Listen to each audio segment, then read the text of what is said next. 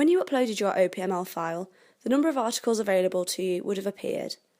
Now, this will look pretty intimidating at first, but don't panic. No one is expecting you to read them all.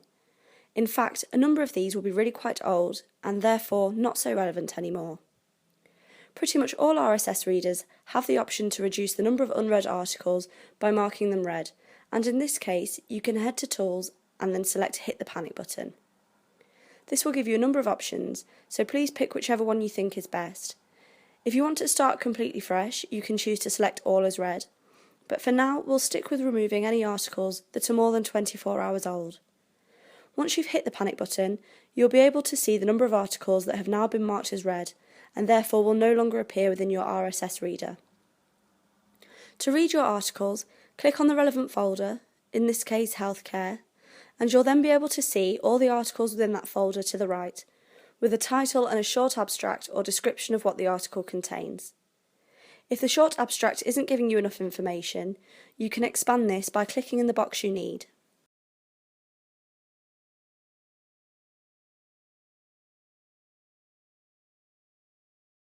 To read a particular article, click on the title and the article will open up in the same window.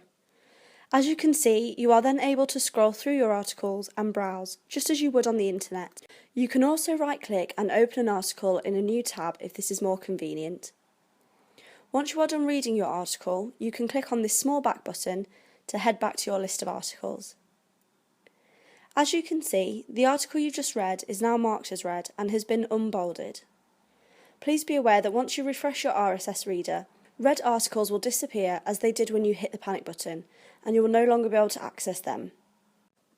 If you do not need to read this article again, you can leave this as it is.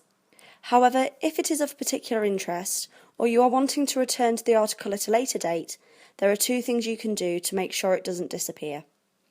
The first is simply marking the article unread again by clicking on the small envelope next to the title.